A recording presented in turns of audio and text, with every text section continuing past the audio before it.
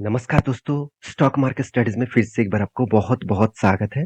तो आज मैं फिर से आपके सामने कुछ इम्पोर्टेंस कंपनी के अपडेट लेके आया हूँ और कुछ इम्पोर्टेंस अपडेट मैं इसीलिए लेके आया हूँ क्योंकि कंपनी के ऊपर एक अच्छा खासा लेवल बन रहा है। साथ ही साथ बहुत सारे बड़े-बड़े प्लेयर्स कंपनी के ऊपर एंटर हो रहा है। तो एक बड़ा रैली आपको as a swing tradings, as a short term tradings के लिए भी मिल सकता है। तो वीडियो को लास्ट तक देखिएगा और अभी तक अपने चैनल को सब्सक्राइब नहीं किया तो जरूर कर लीजिएगा कंटिन्यूअसली इस तरीके से इन्फॉर्मेशन पाने के लिए। तो सबसे पहले मैं डिस्कशन करूंगा क्लीन साइंस एंड टेक्नोलॉजी के बारे में। देखिए, आप सभी जानते हैं क्लीन साइंस एंड टेक्नोलॉजी जो है वो एक केमिकल इंडस्ट्री से बिलोंग करते हैं। देखिए, जितने सारे मैं केमिकल इंडस्ट्रीज के बारे में बात करता हूँ, सारे केमिकल्स के ऊपर कंटिन्यूअसली गिरावट का माहौल देखने को मिला। तो इसके जो मेजर जो कारण है, मैं आपको पहले भी बोल चुका हूँ, इसका जो डिमांड है वो मार्केट में कम हो चुका है क्योंकि ग्लोबली मार्केट में क्राइसिस देखने को मिला है, इकोनॉमिकली क्राइसिस देखने को मिला है। उसके चलते जो डिमांड है इस सारे कंपनीज का वो लगातार लगातार डिक्लाइन देखने को मिला है। अगर ध्यान दीजिएगा, चाहे वो क्लीन साइंस हो, चाहे वो फाइन ऑर्गेनिक हो, चाहे वो आरती इंडस्ट्रीज हो, चाहे वो दीपक नाइट्रेट हो, किसी भी कंपनीज को उठा के देख लीजिए, चाहे वो एग्री केमिकल्स हो, चाहे वो फर्टिलाइजर कंपनी हो, किसी भी कंपनीज को देख लीजिए, वहां पे आपको गिरावट का माहौल दिखेगा ही दिखेगा। तो इस कंपनी के ऊपर मैं कुछ अपडेट्स लेके आया हूँ जो अपडेट में आपको देखना बहुत जरूरी है। सबसे पहले मैं बता दूं, कंपनी का जो बिजनेस मॉडल है वो केमिकल्स एफएमसीजी सेक्टर के ऊपर, साथ ही साथ कंपनी फार्मास्यूटिकल्स के ऊपर और कुछ अलग जैसे परफॉर्मेंस केमिकल्स के ऊपर भी कंपनी काम करते हैं। तो कंपनी का जो बिजनेस मॉडल है वो बहुत स्ट्रांग है क्योंकि इसी सेक्टर सबसे ज्यादा ग्रोथ करते हैं और इसी सेक्टर के हमेशा डिमांड भी रहते हैं। आज ग्लोबली मार्केट में डिमांड कम हुआ क्योंकि चाइना ग्लोबली मार्केट को माल सप्लाई कर रहा है और वो भी सस्ते दामों में। उसके चलते है ये सारे केमिकल इंडस्ट्रीज के ऊपर प्रेशर देखने को मिला। अगर मैं कंपनी का मार्केट कैप के बारे में बात करूँ तो छोटा सा कंपनी है, 14,500 करोड़ का। इसका मतलब एक स्मॉल कैप टाइप कंपनी है। जब स्मॉल कैप टाइप कंपनी के बारे में मैं बात करता हूँ, हमेशा एक बात याद रखना, वो कंपनी अगर आपको रिटर्न दे दे तो बहुत तगड़ा रिटर्न दे सकते हैं। अगर गिरावट हुआ तो मार्केट प्रेशर के कारण तो अच्छा खासा गिरावट का माहौल भी देखने को मिल सकता है। आप कहेंगे सर, आज निफ्टी टॉप लेवल में है तो फिर भी इस कंपनी का ग्रोथ क्यों नहीं हो रहा है? क्योंकि सेक्टर का ही ग्रोथ नहीं हो रहा है। सेक्टर में प्रॉब्लम है। आज देखिए, आज कौन सा सेक्टर में ग्रोथ हो रहा है? एफएमसी सेक्टर में ग्रोथ हो रहा है, ऑटो इंडस्ट्रीज में ग्रोथ हो रहा है। तो बाकी जो कंपनीज है जैसे फार्मास्यूटिकल इंडस्ट्रीज के ग्रोथ नहीं हो रहा है, आईटी सेक्टर के ग्रोथ नहीं हो रहा है, केमिकल सेक्टर का ग्रोथ नहीं हो रहा है, तो ये कंपनी कभी ना कभी भागेगा। सेक्टर जब भागना स्टार्ट होगा तब एक कंपनी का भी ग्रोथ होगा। तो कंपनी का पी रेशियो देखिए बहुत हाई है। कंपनी का return of equity, return of capital employed base देखने को मिला। तो मुझे एक पॉइंट हमेशा देखने को मिल रहा है कि जितने सारे केमिकल्स कंपनी है, सारे कंपनीज का P ratio, sorry return of equity, return of capital employed base level में है। कंपनी अच्छा खासा इनकम भी कर रहा है, उसके साथ कंपनी का डेप जो है वो जीरो है। हर केमिकल इंडस्ट्रीज के ऊपर डेप ज्यादा से ज्यादा जीरो देखने को मिलता है। एक कंपनी इसका मैनेजमेंट है, एक पॉजिटिव साइन में जरूर दूंगा क्योंकि मैनेजमेंट का काम है कंपनी को मेंटेन करना। देखिए, खराब सिचुएशन में अगर मान के चलिए कंपनी का अभी डेप ज्यादा होता तो क्या होता, चलो मैं आपको समझाता हूँ। पहले आप देखेंगे तो क्वार्टरली रिजल्ट। देखिए, कंपनी क्वार्टरली जो रिजल्ट क्या, पिछले बार 200 करोड़ का, इस बार 217 करोड़ का। देखिए, धीरे धीरे करके कंपनी का ग्रोथ हो रहा है। बीच में 250 करोड़ तक कंपनी का सेल्स पहुंच चुके थे और इस बार थोड़ा सा सेल्स में डिक्लाइन देखने को मिला। कंपनी के देखिए एक्सपेंस जो है वो एक्सपेंस को भी कंपनी मेंटेन किया। अगर कंपनी ज्यादा कर्जा ले लेता तो कंपनी को इंटरेस्ट पे करना पड़ता, तो कंपनी का जो प्रॉफिट मार्जिन जो है, जो नेट प्रॉफिट है, वो यहाँ पे कम देखने को लगता। तो यही पॉइंट्स मुझे बेस्ट लगा क्योंकि कंपनी ने हर कुछ पहले सोचा नहीं, पहले कर्जे को जीरो करने के लिए सोचा क्योंकि अगर डेप्थ ना लेकर काम किया जाए तो कंपनी में ग्रोथ होगा। तो एक पॉइंट्स मैं आपके साथ ये भी शेयर करूंगा। कंपनी ने जो इस बार देखिए प्रोसीड फ्रॉम बोरिंग, कंपनी 1 रुपया भी कर्जा नहीं लिया और कंपनी का जो पिछले जो कर्जा था 2 करोड़ का वो यहाँ पे चुकता भी कर दिया। इसका मतलब कंपनी के अंदर कोई कर्जा ही नहीं है।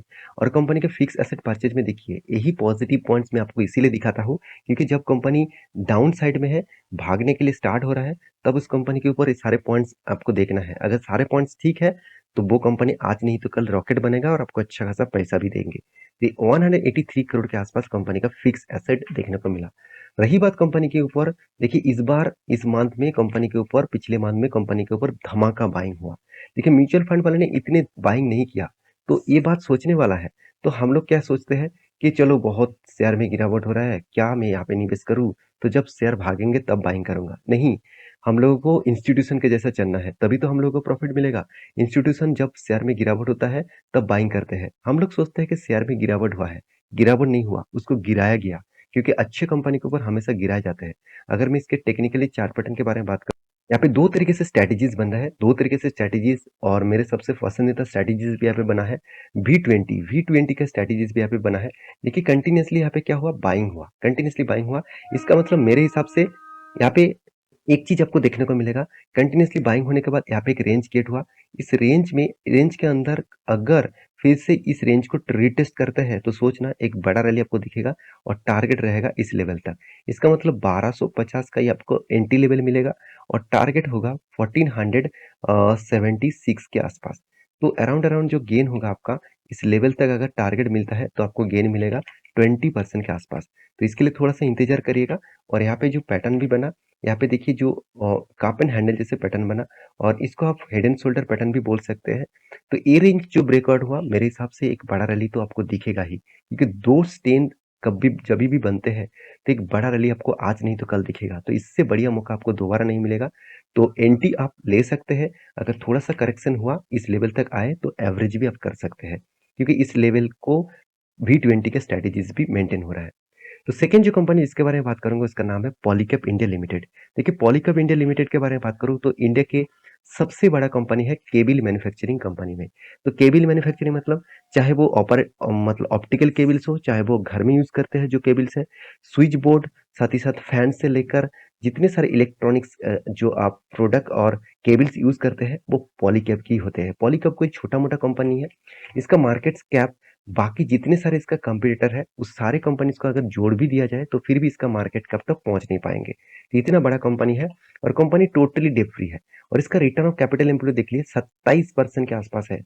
इसका मतलब बेस्ट लेवल में देखने को मिला है। तो कंपनी डेट फ्री है और कंपनी का अच्छा खासा क्वार्टरली रिजल्ट भी पब्लिश करता है। मुझे ये सारे पॉइंट्स कंपनी के ऊपर धमाका करने के लिए देखने को मिल जाता है। 3,900 करोड़ के आसपास सेल किए थे और इस बार सेल किया 4,300 करोड़ के आसपास।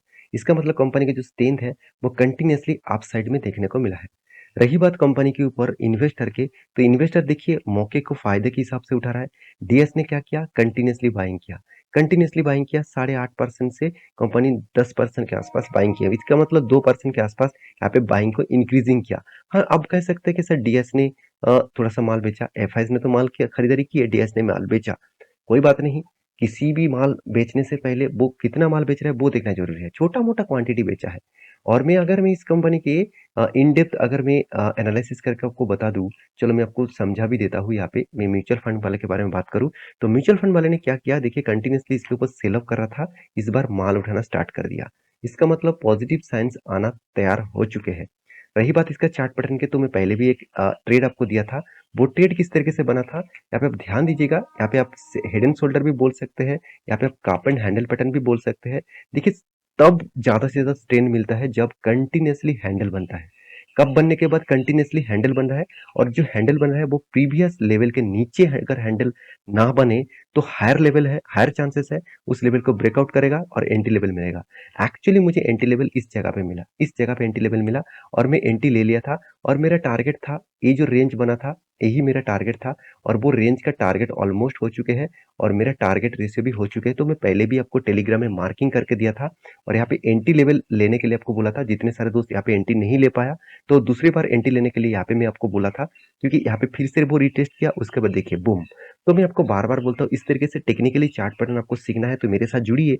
मेरे टेक्निकल चार्ट पैटर्न का जो मतलब जो टेक्निकल चार्ट पैटर्न बनता है मैं टेलीग्राम में अपडेट देता हूँ, जाकर वहाँ पे चेकआउट करिए। तो आपको एक अच्छा खासा नॉलेज मिलेगा, खुद आप सीख कर काम कर सकते हैं। देखिए हम लोग क्या करते हैं ना, हम लोग ना जानकर ही किसी भी स्टॉक के ऊपर बाय कर लेते हैं। कहाँ पे क्या बन रहा है वो सोचकर ना सोचकर ही बाय कर लेते हैं। बहुत सारे लोग मुझे कमेंट कर रहे हैं, सर मैं यहाँ पे बाय किया हूँ अब क्या करूँ। देखिए बाय करने के लिए रीजन होना चाहिए, कोई डीपली कोई रीजन होना चाहिए। देखिए फोमो बाइंग आपने कर लिया कि कंटिन्यूअसली बाइंग हो रहा है तो मैं बाय कर लूं। देखिए यहाँ पे देखिए जिस तरीके से वॉल्यूम क्रिएट हुआ, जिस तरीके से सेलिंग वॉल्यूम क्रिएट हुआ, मतलब इसका मतलब यहाँ पे प्रॉफिट बुकिंग किया गया, क्योंकि यहाँ पे प्रॉफिट बुकिंग तो होगा ही। जो रेंज मैं आपको दिया था, ये रेंज बड़े बड़े इंस्टीट्यूशन इसी तरीके से रेंज को मेंटेन करके काम करता है। तो मेरे हिसाब से थोड़ा सा इस जगह पे अगर वॉल्यूम क्रिएट करके ब्रेकआउट होता है हाई वॉल्यूम के साथ, तो सोचना एक बड़ा रैली फिर से दिखेगा। तो थोड़ा सा इंतजार करिएगा, इसको ब्रेकआउट होने दीजिए, फिर से मैं आपको वीडियो बना के जरूर कहूंगा। मतलब ज़रूर डिस्कशन करूँगा। लास्ट जो कंपनी जिसके बारे में बात करूँगा उसका नाम है लक्ष्मी ऑर्गेनिक लिमिटेड। नाम से ही आपको पता चल गया कंपनी का नाम है लक्ष्मी। तो कितना लक्ष्मी है चलो मैं आपको समझाता हूँ। तो थोड़ा-सा मुझे इस कंपनी का जो पॉइंट ऑफ व्यू से देखा जाए तो थोड़ा-सा वीकनेस देखने को मिलता है। जैसे कंपनी का मार्केट कैप कितना है 7,000 करोड़ का। कंपनी का पी रेशियो कितना है 56 है, मतलब हाई पी रेशियो है।